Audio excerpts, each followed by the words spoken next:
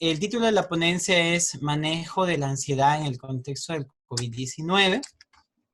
Ok, muy bien, iniciamos entonces. Bueno, vamos a ver algunos puntos relacionados con el manejo de la ansiedad en este contexto. En primer lugar, de manera general, para todos, conocer cómo era la salud mental en nuestro país antes del COVID-19, cómo interviene este contexto en la salud mental, cuál es el comportamiento de una comunidad ante una pandemia, ante un desastre, para saber frente a qué nos estamos enfrentando y frente a qué nos vamos a enfrentar, para que las reacciones que puedan suceder no nos tomen por sorpresa.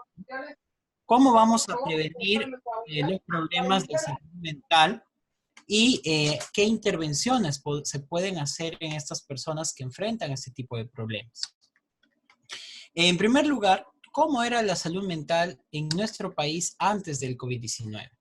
Podemos decir de manera general que cuando hablamos de salud mental de un individuo, hablamos de su desarrollo no solamente como persona, sino su desarrollo en un contexto como de pareja, como familia, como amigos y dentro de un contexto escolar, universitario o de la vida laboral, dependiendo de en qué etapa de vida se encuentra. Fundamentalmente en relación a la actualidad, al contexto del COVID-19, pues está la relación con la pareja, con la esposa, la conviviente y con la familia. Y la salud mental es muy importante porque cuando hablamos de ella, lamentablemente hablamos también de discapacidad. Los problemas de salud mental generan años de vida saludables perdidos, ¿no? Y producen carga de enfermedad. Esta carga en nuestro país, en un estudio publicado en 2009 que hace referencia hasta el 2004, el último lamentablemente publicado hasta ahora, vemos que las enfermedades neuropsiquiátricas son aquellas que generan la mayor carga de enfermedad. Dentro de ellas el abuso de alcohol, la depresión, la esquizofrenia, la violencia, la adicción, trastornos de estrés postraumático y ataques de pánico, que probablemente esto cambie luego de este contexto de pandemia que estamos viviendo. Nuestro país ocupa el cuarto lugar, después de Brasil, Chile y Paraguay, en relación a los años de vida perdidos por discapacidad, en un porcentaje en total. Y vemos que en la parte azul no está lo que corresponde a los trastornos de salud mental, ¿no? Y lamentablemente esto no solamente se da en los adultos, esto también se da en personas jóvenes, en niños inclusive, ¿no? La Organización Mundial de la Salud ya hablaba, para aquellos que ven el área de pediatría y todos de manera general que conocemos el tema de los niños, la OMS hablaba de que el 50% de los problemas de salud mental comienzan a los 14 años, ¿no? Entonces, no es como antes sabíamos, ¿no? De que los problemas de salud mental eran para personas mayores, para los abuelitos, entre otras cosas, ¿no? Sino que ya desde niños vemos que puede suceder esto. Entonces, lamentablemente esto nos ha dado cifras, digamos, muy dificultosas, ¿no? En el cual se ve, ¿no? Que 8 millones, más de 8 millones de personas en el Perú han sido afectadas por algún trastorno mental alguna vez en su vida. Y lamentablemente, pese al esfuerzo que se ha hecho, ¿no? Que ha hecho el gobierno de implementar los centros de salud mental comunitarios, no ha habido una total respuesta. Esperamos que con el tiempo este sistema se haga más fuerte y haya una mejor respuesta. Los centros de salud mental comunitarios se integran frente a una red de centros de rehabilitación, tanto psicosocial, laboral, hogares protegidos y los hospitales que tienen hospitalización de psiquiatría. De hecho, yo soy residente de un hospital regional acá en la ciudad de Trujillo, que cuenta con una unidad de hospitalización y una unidad de hospital de día. Este sistema aún está funcionando, sí, está en marcha, sí, pero aún falta fortalecer. Decía que esto no es suficiente, porque el 80% de los peruanos con trastornos mentales no recibe tratamiento. Y dirán ustedes, ¿por qué el doctor está dando toda esta introducción? Es que es muy importante, porque estos no reciben tratamiento porque o bien no tienen acceso, o bien optan por controlarlos por sí solos, o bien abandonan el tratamiento.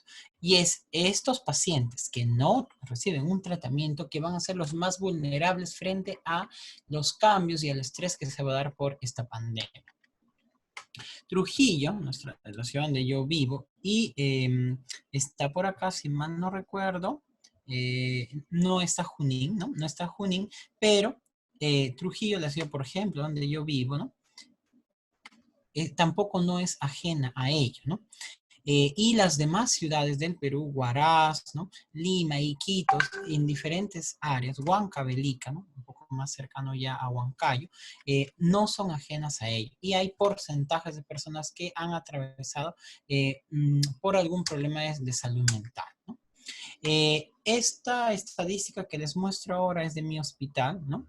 Hay 33% de pacientes que ingresan con prioridad 1 en emergencia que son debido a problemas de salud mental. Data que presentamos en el Congreso Peruano de Psiquiatría, ¿no? Y que coincidía mucho con los colegas de la parte de la selva, de la parte de la sierra, del centro también de nuestro país, ¿no? Entonces hay un gran porcentaje de problemas de salud mental que llegan hasta el punto de una emergencia, ¿no? Y llegan también a los servicios de salud mental perdón, de los hospitales. Pero eso era como estaba antes. Entonces, preguntémonos ahora, ¿cómo va a intervenir este contexto en particular del COVID-19 en esta salud mental? Defínase o entiéndase salud mental como un estado de bienestar para afrontar dificultades normales de la vida, ser consciente de las capacidades que tenemos, el poder trabajar de forma productiva y ser capaz de hacer una contribución a nuestra comunidad a donde nos desarrollemos. En este contexto de salud mental, hablamos de un proceso de homeostasis, a través del cual se mantiene un equilibrio. Este equilibrio puede ser roto por un estímulo externo, pero el organismo se esfuerza por nuevamente equilibrarlo, ¿ok? Para recuperar esta homeostasis. Dentro de este estímulo externo, hablamos de estrés, ¿no? Estrés que viene a ser una reacción del ser vivo frente o ante una necesidad de poder volver a esa homeostasis. ¿Por qué? Porque ha habido un estresor. Ese estresor o agente externo, ¿no? Nos va a llevar hacia el límite de capacidades. Entonces, este estrés agudo inicialmente nos va a permitir cambiar algunos paradigmas y tomar algunas contingencias para poder actuar en caso de peligro, tomar decisiones. Pero si este estrés es continuo, va a tener repercusiones. Inicialmente, entonces, este estrés nos lleva a un proceso de adaptación. Ese proceso de adaptación para lograr la homeostasis es algo normal, ¿ok? Esas formas básicas de adaptación son, por ejemplo, el ataque, son la huida, ¿ok? Ver cómo voy a solucionar un problema frente a tantas dificultades que tengo, cómo permanecer de este modo, ¿no? Para poder planificar y afrontar o adaptar, ¿no es cierto? Entonces, una adecuada adaptación va a resolver situaciones estresantes. Una inadecuada adaptación o una mala adaptación nos va a enfrentar, nos va a postergar situaciones, ¿ok? Y que nos pueden llevar, si es que es una mala adaptación, a un colapso. Pero ¿cómo es que se da esto? Nosotros tenemos un nivel normal de resistencia, ¿ok? Ese nivel normal puede puede pasar a través del estresor por una alarma, por una resistencia o llegar a un agotamiento. Entonces, en una tensión saludable, en una situación de un estresor, ante una nueva situación, vamos a estar más agudos. Puede aumentar nuestra frecuencia cardíaca un poco, pueden darse procesos bioquímicos que van a conllevar a tomar una decisión. Pero si este estrés se incrementa, continúa, la situación no termina, vamos a empezar a adaptarnos de otra forma al estrés. Va a haber una reacción de alarma. Pero si esto prosigue, por ejemplo, como ante cualquier estrés, ya no solamente va a haber una adaptación, sino ya va a haber una resistencia frente a ello. Vamos a empezar a tener reservas psíquicas y físicas un poco ya agotadas, ¿no? Vamos a empezar a estar cansados, como por ejemplo cuando estamos a punto de terminar una guardia, ¿ok? Pero si este estrés persiste, ya se afecta la salud y hay un concepto, ya un periodo de agotamiento. Entonces, un estado normal frente a un estresor, un daño, buscamos resistir, ¿ok? Y debemos estar preparados para ello. Pero si nos gana, si persiste, no hay una recuperación inicial, sino que hay que ver otras medidas. No es que no haya una recuperación como como menciona aquí el Journal de Endocrinología, sino que se debe buscar otras medidas o nuevos recursos, porque si no, vamos a entrar ya en patología. ¿Todo estrés es malo? Entonces, no, porque si es que no existiera estrés, estaríamos estancados, estaríamos inactivos, ¿ok? Pero hay niveles que debemos controlar y que este estrés nos va a permitir desarrollar habilidades, ¿ok? Ese estrés que nos permite desarrollar estas habilidades se llama eustrés. Pero si este estrés es persistente y nos paraliza, nos lleva al colapso, ya no hablamos de eustrés, sino de distrés. Este estrés va a estar correlacionado con procesos bioquímicos relacionados con la amígdala, la defensa, ¿ok? Y este nos va a permitir controlar amenazas, ese estresor. Pero si hay una pérdida de control, si hay un distrés, ya nos va a conllevar a ansiedad patológica, vamos a ver que hay una ansiedad normal y una patológica, y a procesos ya de depresión, problemas relacionados con el hipocampo, recordando la parte anatómica, el hipocampo que se correlaciona con la memoria, ¿no? Y nos va a llevar otras dificultades. En el EU3 vamos a mantener la serenidad, la calma, en el distrés ya no, va a haber llanto, agitación, resistencia. Y esto, si es que aumenta y hay signos o síntomas del tipo ya somático, nos va a llevar a un deterioro. Va a haber síntomas somáticos, taquicardia, como ya vamos a ver más adelante, sudoración, sequedad de boca, entre otros. Y ya hablamos de una ansiedad patológica. ¿Sí? Ahora, pero esto se correlaciona con la predisposición genética que podamos tener.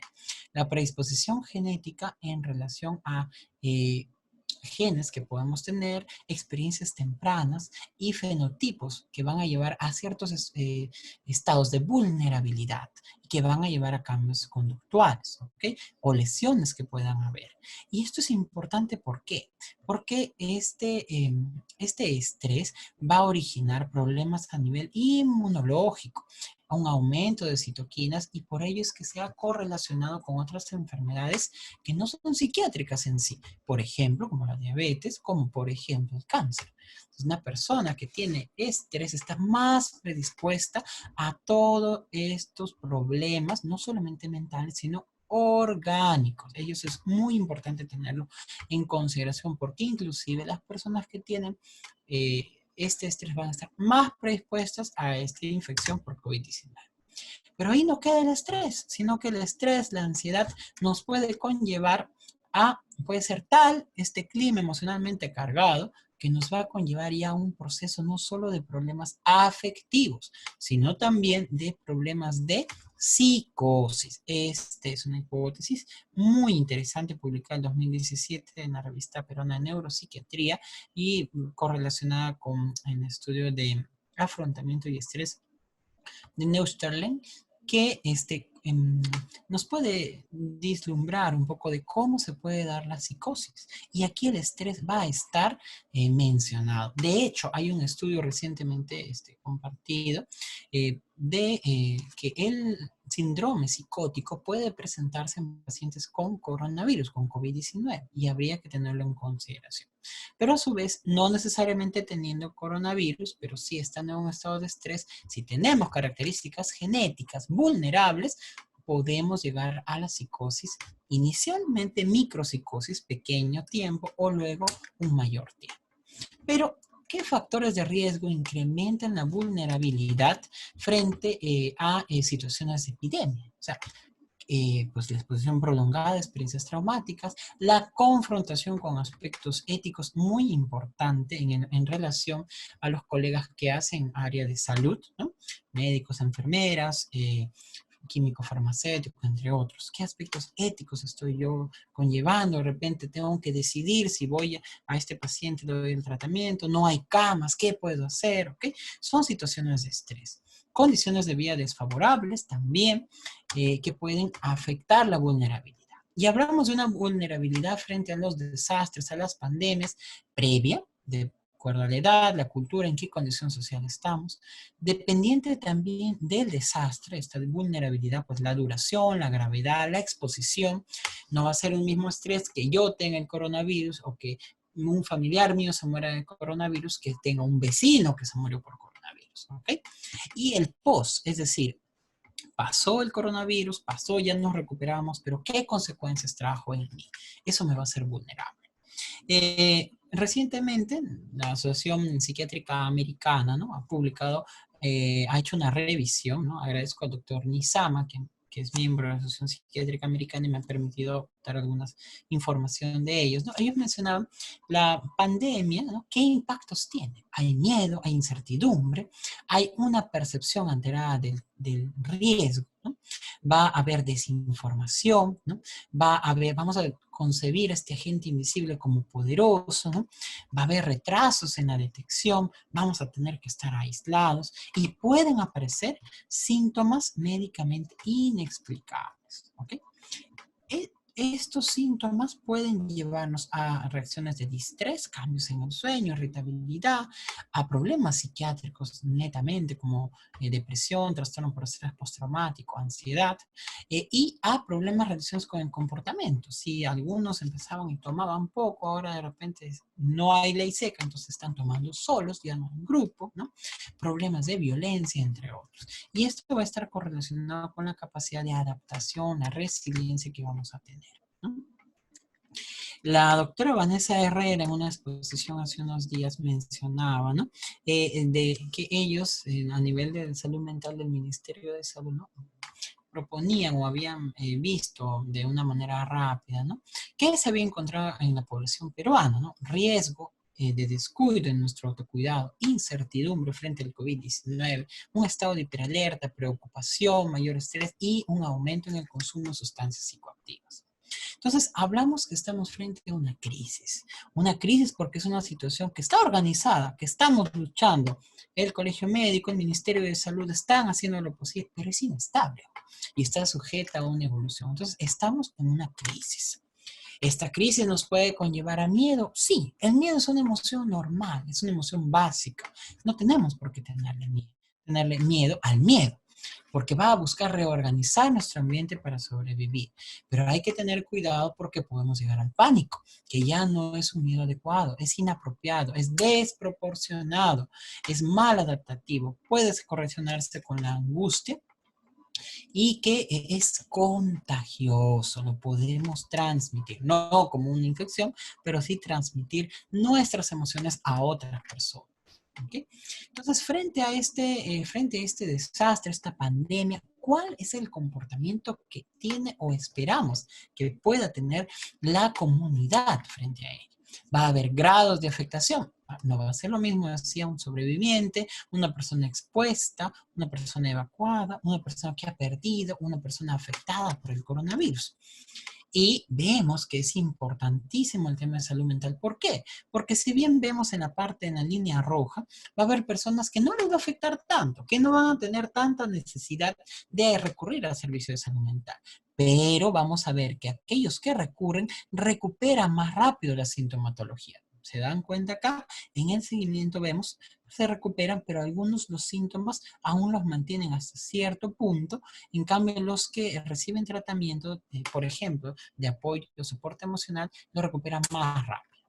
24 horas posteriores a un desastre o un impacto por la pandemia, por ejemplo, mi vecino de al lado de la casa le dio el coronavirus. Es un impacto. Del 100% de personas que viven en mi casa, 86% van a presentar una reacción en las esferas CASIC, que es CASIC con una esfera conductual, afectiva, somática, interpersonal o cognitiva. ¿Y qué nos puede dar?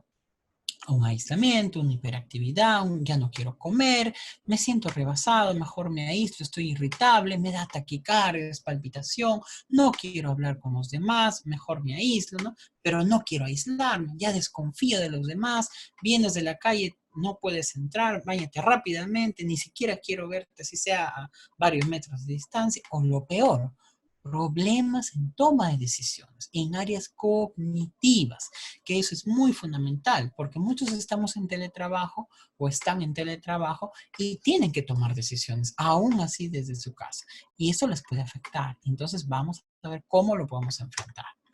Y esto es muy importante. ¿qué esperamos? La Asociación Psiquiátrica Americana, la APA, mencionaba en un estudio ya previo, ¿no? Frente a pandemias anteriores, ¿no? Que se dan fases, una fase de predesastre, una fase de impacto, una fase heroica, una fase de luna de miel y una fase de desilusión. Y vemos que esto hasta el primer año, inclusive desde que ha iniciado los casos de coronavirus, se va a mantener. Y como profesionales, médicos, psicólogos, químicos, farmacéuticos, enfermeras, etcétera, debemos estar al pendiente porque a esto nos vamos a enfrentar. No debemos huir, frente a ello nos vamos a enfrentar. ¿Ok? Entonces, en la fase de impacto va a haber un esfuerzo por prepararse para el desastre, otros van a ser indiferentes, no les va, como se dice, les va a llegar altamente todo, ¿no? Luego va a haber una fase de alerta, ya tenemos un caso, ya estamos un poco agitados algunos, otros estamos más calmados, ¿no? Luego va a haber un impacto. En este impacto, bueno, ya tengo mi vecindario que hay gente con coronavirus, entonces va a haber cambios ideoafectivos, cognitivos, inclusive va a haber distorsión de la percepción del tiempo.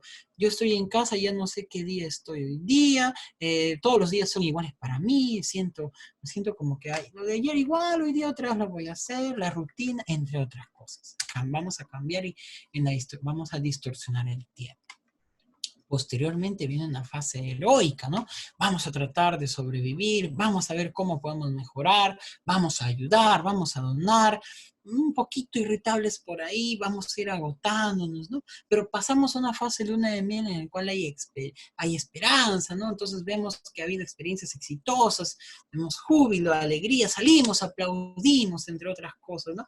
Pero luego el presidente, por ejemplo, hoy día menciona, vamos a ir a 2 semanas más de pandemia. Algunos muy bien, porque sí, el Colegio Médico lo recomendó, pero otros no. Van a decir, no puede ser, ya otra vez voy a estar 2 semanas, voy a perder más dinero. Vamos a entrar en una fase de desilusión. Entonces, estamos lamentablemente prácticamente en esta parte, entre la luna de miel y la desilusión. ¿Ok?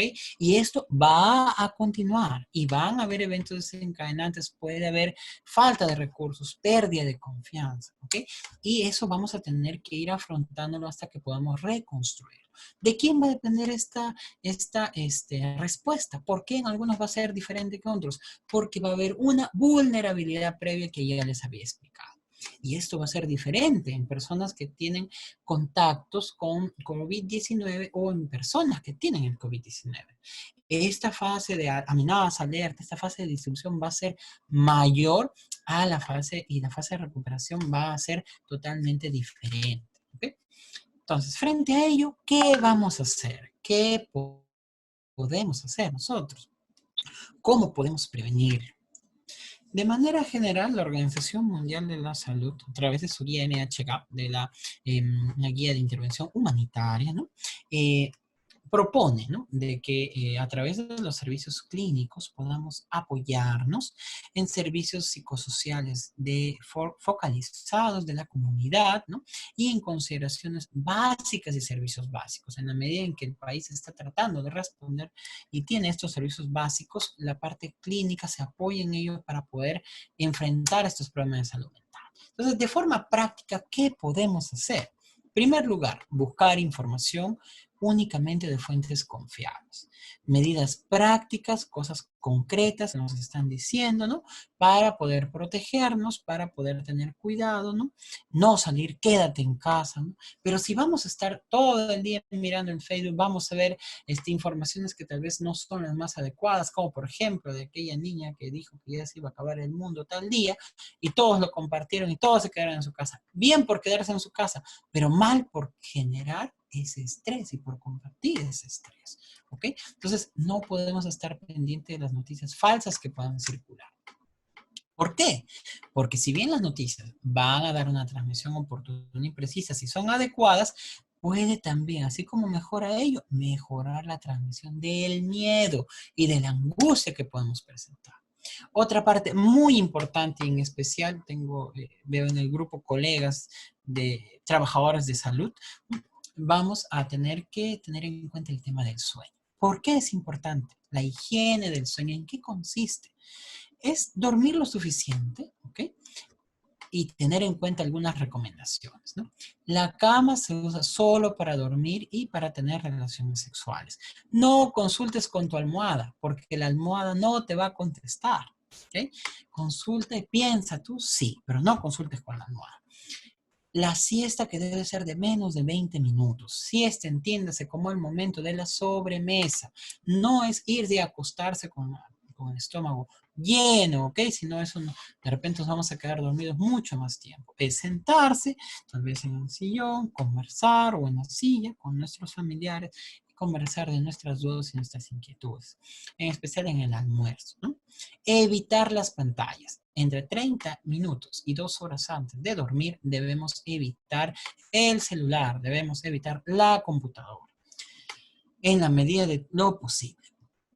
No ejercicio intenso desde las 7 de la noche. ¿Okay? De preferencia el ejercicio debe ser a las 5 de la tarde. ¿Y qué ejercicio me puede ayudar? Me puede ayudar mucho los ejercicios que se refieren a disminuir la grasa abdominal. De ser infidente, yo he estado haciendo durante estos días y me ha ayudado mucho a poder descansar mejor de lo que antes podía dormir, ¿no?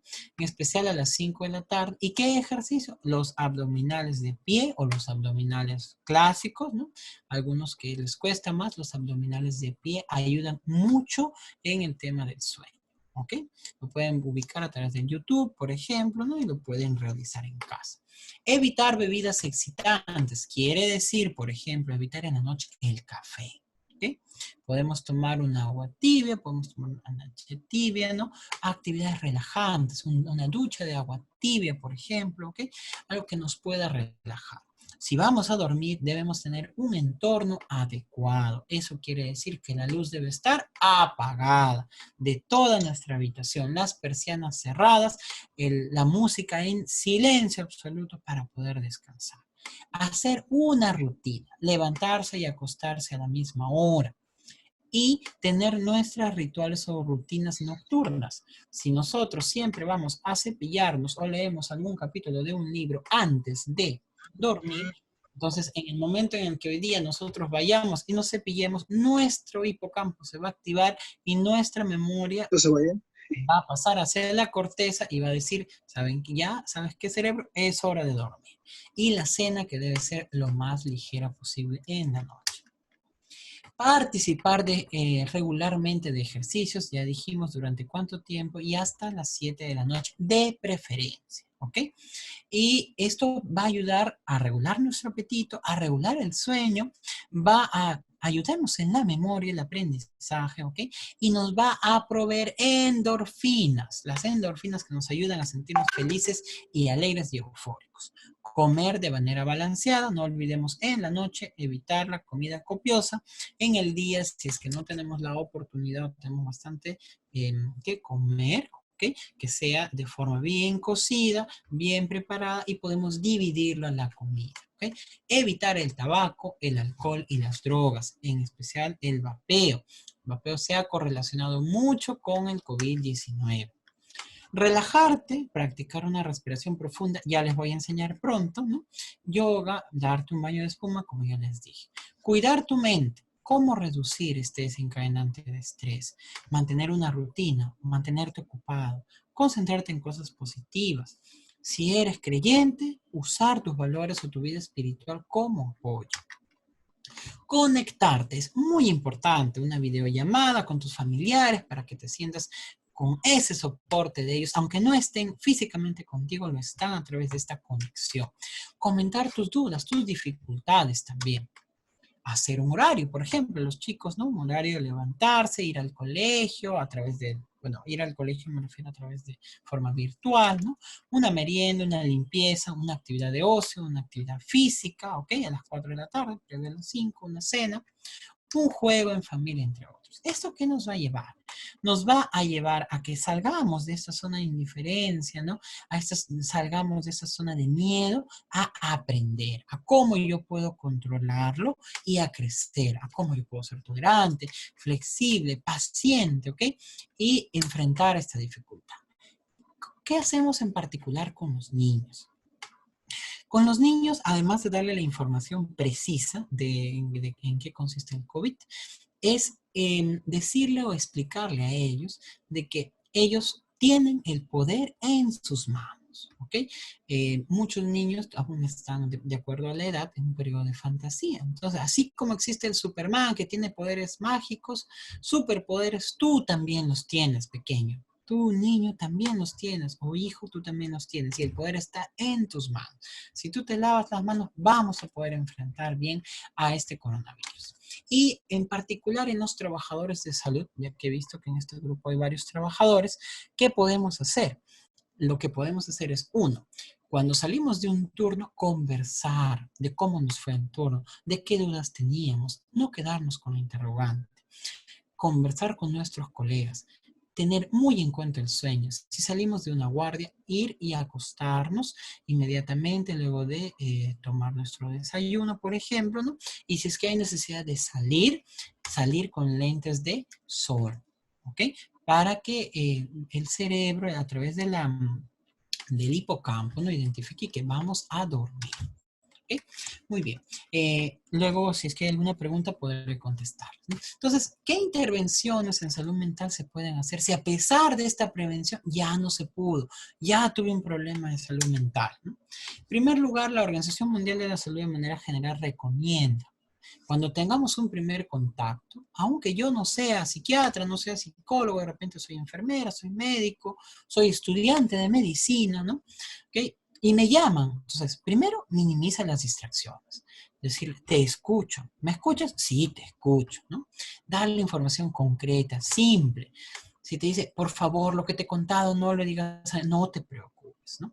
No, ser confidente, calmado, ¿ok? ¿Qué no debemos hacer? Juzgar. De repente mi mamá está muy angustiada de decir, ¿cómo te vas a preocupar por esto? ¿Cómo eso a mí no me afecta? No juzgarlo, porque no todos tienen o reaccionan del mismo modo. Algunas personas inclusive evitan que las toquen. No quiero que me toquen. Entonces no la toques. ¿Ok? Dentro de ello están los primeros auxilios psicológicos o primeros auxilios en salud mental. Estas son la primera respuesta que vamos a tener frente a un proceso. Que ello va a ser usualmente mejor en las primeras 72 horas que se da el impacto. Impacto, repetimos, alguien se enfermó, alguien falleció, alguien le dio el coronavirus cerca, etcétera. Una situación estresante. Sin embargo, pueden pasar días o semanas y si una persona te lo pide, también pueden ayudar estos auxilios psicológicos, dependiendo del acontecimiento y cuán grave ha sido. Son dirigidos a todo aquel que lo necesite y a aquel que lo desee. No lo fuerces. Si ves que alguien está llorando y le quieres, ¿te puedo ayudar en algo? No quiero nada. Bueno, entonces, cuando tú desees, me avisas y yo te ayudo. Estoy disponible para ti. Yo te puedo ayudar, aunque sea tu mamá, aunque sea tu papá. ¿Por qué? Porque cuando se hace una persona que no lo quiere, está reacia, no funciona como en aquella que sí desea que lo ayude. Y para ello debemos enterarnos, ver la situación en que estamos a través de la información confiable y qué servicios disponibles hay. Observar, en primer lugar, si está en tu casa o está a través de una videollamada, si hay una necesidad urgente. Si es alguien que está golpeando, si es alguien que está golpeando o alguien que te llama y te dice, ¿sabes qué? Mi familiar está muy mal, etcétera. Entonces, y rápidamente identificar y derivar, ¿no? Si está llamando por teléfono, acompañar su silencio, ¿no? Decirle de que está cerca, tratar de apoyarlo. ¿Cómo? Primero, estableciendo un vínculo, no siendo intrusiva, ¿no? Si te llama de primera instancia, sí, amiga, quería ayudarte, quería pedirte ayuda porque sé que tú eres enfermera o estás estudiando medicina. Sí, es cierto, yo estudio medicina. ¿En qué te puedo ayudar? ¿No? José, Luis, caballero, señorita, señor, joven, tratar de ser cortés. Contener emocionalmente. Nunca interrumpas. Muchas veces te llaman solo para desahogarte, ¿ok? Entonces simplemente escucharlo, ¿ok? Y no interrumpirlo. Tranquilizarlo de forma realista. A veces usamos la frase, no te preocupes, todo va a estar bien, pero esa frase no es realista. O sea, el decirle todo va a estar bien, no es así, porque no va a estar bien. Si fallece un familiar, no va a estar bien, pues. Entonces, es decir, lamento lo ocurrido. ¿ok? Intento entender cómo te sientes. Si alguien fallece, muchas veces decimos sentido pésame por una cultura social, digamos así, ¿no? Pero lo ideal no es decir eso, es decirle, no hay palabras ciertamente para poder expresar o para poder calmar o plagar este dolor que tú sientes. Sin embargo, te ofrezco mi ayuda. Esa es una forma en la cual podemos decir, o sea, ofrecer nuestra ayuda a ellos, que le va a ayudar. Investigar. A veces te llaman por otra cosa, pero hay que preguntarle. Si lo notas con la voz entrecortada, decirle, ¿te puedo ayudar en algo más? ¿Cómo te sientes? ¿No? ¿Ha habido cambios a partir de esa cuarentena? ¿Has perdido un ser querido? ¿Está perjudicándote ese estrés? ¿No? O preguntarle directamente, oye, ¿y alguna vez has recibido tratamiento por un psicólogo o un psiquiatra? De repente ha sido muy fuerte, le han diagnosticado, recuerdan las primeras diapositivas, le han diagnosticado que tiene algo, pero ha sido fuerte, lo ha tratado de sobrellevar, pero ahora la pandemia ha sido un estrés mayor y ya no lo puede sobrellevar. Y no olvidar investigar las ideas de suicidio, ya vamos a ver esto más adelante.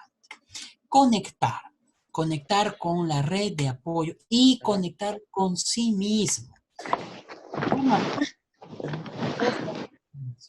La conexión con sí mismo se puede dar del siguiente modo. Hay 3 técnicas de manera general para enfrentar este distrés, esta ansiedad patológica que puede presentarse. Los ejercicios de respiración, los ejercicios de relajación y la atención plena. Vamos a hacer esto de manera práctica, ¿ok? Entonces voy a pedirles que se puedan sentar, sus pies apoyados en el suelo, sus manos las van a apoyar en sus rodillas, ¿sí? Y bueno, esta es una forma, la otra es como está ahí en el dibujo, para algunos es un poquito más difícil. Entonces sigamos la que yo les estoy explicando. Nuestras manitos encima de las rodillas, nuestros pies bien apoyados y vamos a inhalar. Vamos a contar hasta 4, inhalando y luego vamos a expirar, ¿ok? También contando hasta 4. Vamos juntos, ¿ok? 1, 2, 3, a ver.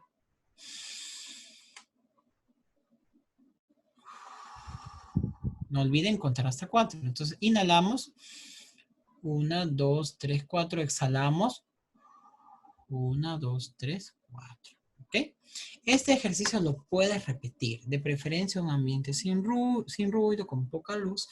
Ahora, otro ejercicio también que podemos hacer es nuestra mano derecha la colocamos en el pecho, la mano izquierda encima del ombligo y vamos a respirar.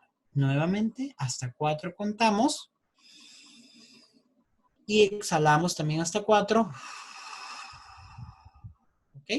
Voy a pedirte una segunda vez que lo voy a hacer, que mientras inspires, sientas la respiración.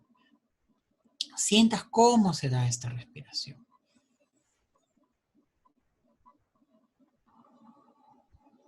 ¿Okay? Si lo puedes hacer con tus ojos cerrados, mejor. Si deseas con los abiertos, también.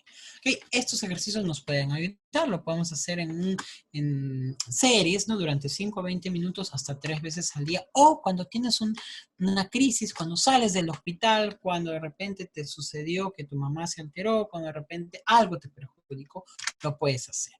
Otra forma es los ejercicios de relajación. Hay varios, ¿no? Estar sentado en nuestra silla, una silla de madera de preferencia, con los pies apoyados en el suelo. Y podemos empezar a fruncir el ceño, podemos abrir bien nuestros ojos, ¿ok? Podemos estirar los brazos. Este ejercicio les va a ayudar bastante. Estira tus brazos como estuvieras cubriendo la distancia. Vas a jalar aire por la nariz y mientras inspiras o jalas aire por la nariz, vas a hacer puño, ¿ok? Jalamos aire por la nariz. Contamos hasta 4 y estiramos, ¿ok? Jala aire por la nariz mientras cuentas hasta 4.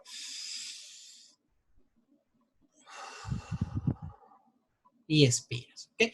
Este ejercicio también lo puedes realizar, ¿bien?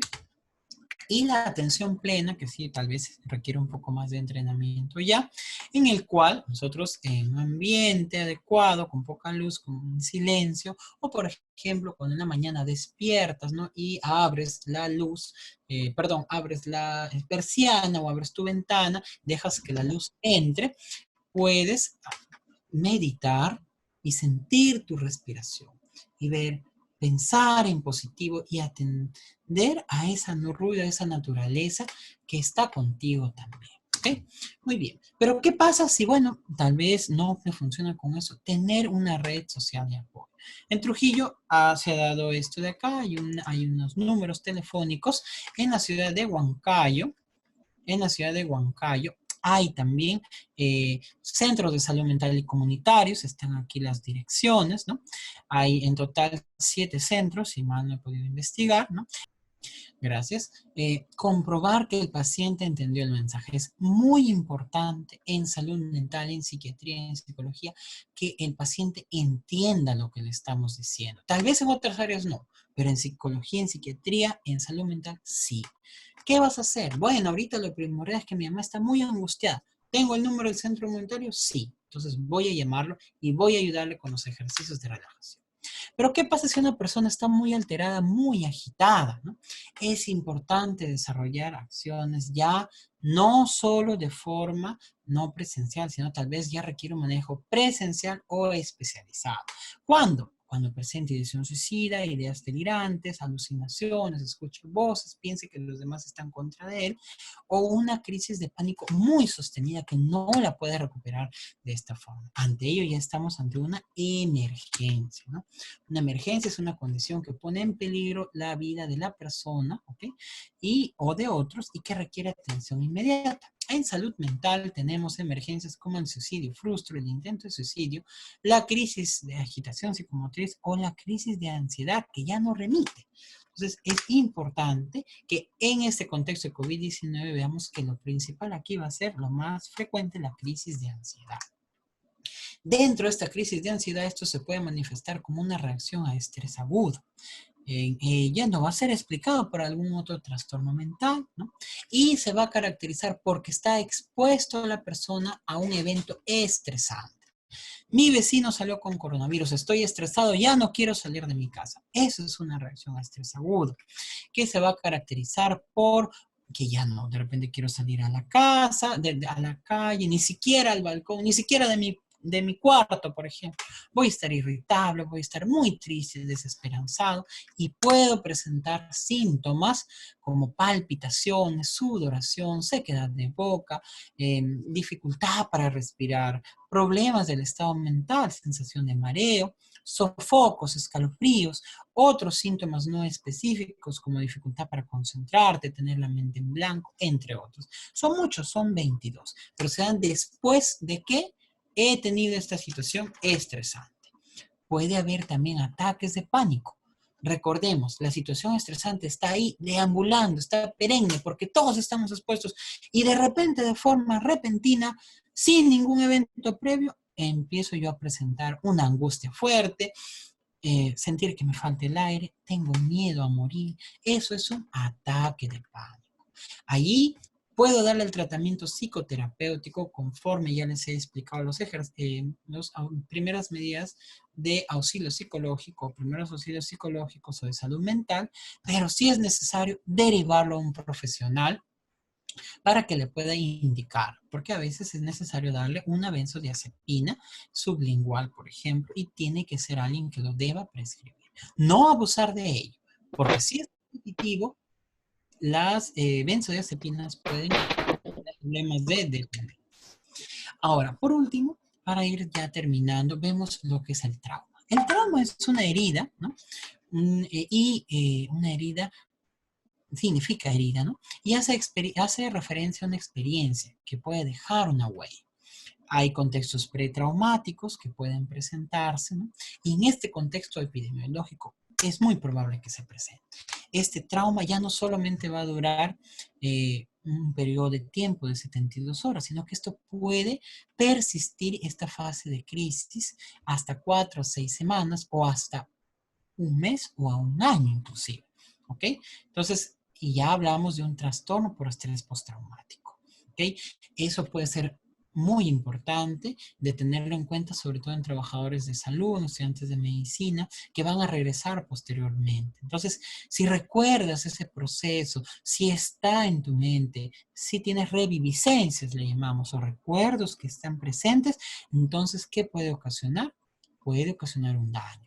Y frente a ello, a acudir al profesional especializado para un tratamiento de psicoterapia, ¿ok? Ya más estructurado, y si es que es necesario, el inicio de inhibidores selectivos de recaptación de serotonina. Ahora, esta angustia, esta ansiedad puede ser tan fuerte que no cede a los primeros auxilios psicológicos, que puede llevar a que un paciente se agite, puede presentarse hostil, gritar, insultar, golpear o amenazar. Entonces ahí estamos ante una agitación psicomotriz. Y hay que descartar que no sea por un problema orgánico también, que puede presentarse. Para ello debemos contenerlo verbalmente. Estar, si es que es dentro de nuestra casa, algún familiar, ¿no? Estar a menos de 2 brazos de distancia, no enfrentarlo, ¿ok? Identificarse, decirle, quiero ayudarte, comprendo lo que me dices, asentir con la cabeza, ok, te entiendo, ok, guardando también el hecho de hablarles con frases cortas, ¿ok? Si es que es necesario, llamar al profesional para un tratamiento farmacológico, ¿ok? Con haloperidol, teniendo en cuenta que el haloperidol tiene interacción con los medicamentos de COVID, ¿ok? Entonces no es necesario darle dosis tan altas, sino con dosis menores. Y si es que está muy agitado, muy agresivo, contenerlo de forma mecánica para que no se haga daño ni haga daño a otros. Para ir terminando, hablarles del tema del suicidio. Este es un problema de salud pública y nuestro país no es ajeno a ello, es una emergencia. Y lamentablemente cada 22 minutos alguien intenta quitarse la vida en Lima, según los estudios epidemiológicos, y esto también se da a nivel nacional. Entonces, frente a este estrés, esto puede aumentar. Y frente a ello, debemos evitar estos mitos, que de repente una persona te pide ayuda y tú dices, no, ¿qué lo va a hacer? Aquel que se suicida realmente se calla y lo hace. Es cierto, hay algunos que sí, pero hay otros que no, que dan un grito desesperado y piden ayuda para que puedan enfrentarlo. Prueba de ello es de que, bueno, en nuestro hospital hemos hecho un estudio y hemos encontrado que el 25% de personas que han venido a la emergencia han presentado intento de suicidio. Entonces, esto va a ser mayor en personas, va a ser mayor el intento de suicidio, perdón, el suicidio consumado en personas mayores de 60 años. Si un abuelito te dice, me siento mal, mejor ya no estuviera, estas personas muchas veces son las que se suicidan más frecuentemente. O sea, se intentan suicidar menos. ¿Por qué? Porque la mayoría de esos intentos termina en un suicidio. ¿Okay? De manera general, las mujeres se intentan suicidar más, pero si un hombre te dice, mejor ya no estuviera vivo, ten cuidado, porque el hombre sí se suele suicidar de forma consumada con más frecuencia. Y más aún si ya tienen problemas de salud mental. Tengan cuidado, porque puede haber ideas de muerte. ¿Por qué mejor no amanezco muerto? ¿Qué pasaría si me mato? Mejor sería suicidarme. Ya no puedo estar con este dolor. Mejor me mato. Entonces, si me vas a dejar, me mato. Si todo sigue así, mejor me voy a matar. Entonces, tener cuidado porque este suicidiómetro puede ir desde las ideas pasivas de muerte hasta el suicidio. Les dejo aquí una escala de 15 puntos. Si es que hay 6 o más, es un alto riesgo de suicidio y deben comunicarlo, comunicar a la familia que ese paciente debe ser trasladado a un establecimiento de salud por un alto riesgo de suicidio y un manejo especializado, como vemos acá, ¿no? Por la intensidad. Y por último, la violencia. Esto ha ido aumentando y con este estrés la violencia va a aumentar más. Vemos que ha habido agresión. Entonces, para víctimas de violencia sexual, física, niños, entre otros, ¿qué hacer allí? Atención al escuchar, no juzgar, informarse qué necesidad, qué preocupación tiene esa persona que te está llamando, mejorar su seguridad. Si vemos que es imposible, que la persona está muy agresiva, salir, ofrecerle ayuda, comunicar a una autoridad para que rápido atienda, ver cómo lo vamos a apoyar y conectarlo. ¿Con quién? Con la línea 100 del Ministerio de Salud, ¿no? Y por último, si es que es una persona que consume sustancias, que de repente por la cuarentena ha aumentado su consumo de alcohol o de drogas, de un uso experimental a un uso regular, a un abuso, a una dependencia, esto ya debe merecer un manejo especializado según las sustancias psicotrópicas. Finalmente quiero terminar, y disculpen tal vez que me he explayado mucho, recordándoles a todos ustedes, ¿no? Personal de salud, estudiantes de medicina, personas en general, cuando alguien te pide ayuda, tú das tu máximo esfuerzo, das todo de ti. no siempre el resultado final va a depender de ese esfuerzo. No siempre va a depender de cuánto tú des. Tú ya haces mucho. Recuerda, es muy importante conservar eso y simplemente agradecerles, ¿no? Y decirles, pues, sí se puede, sí se va a poder y vamos a salir de esto pronto, en la medida que todos ayudemos, ¿no? Bueno, muchas gracias. Y bueno, agradezco a la Sociedad Científica de la Facultad de Medicina de la Universidad Continental, ¿no? Por la invitación, ¿no? Creo que esta ponencia ha sido grabada, ¿no? Estoy muy contento de poder participar con ustedes y agradezco. He visto que en algún momento ha habido hasta 100 personas, ¿no? 96, 97, hasta 100 he visto por ahí. Y ahorita hay 56 personas, ¿no? Eso denota mucho su interés. Agradezco mucho a todos ustedes de las diferentes profesiones. Veo que hay personas, algunos que conozco, otras que no.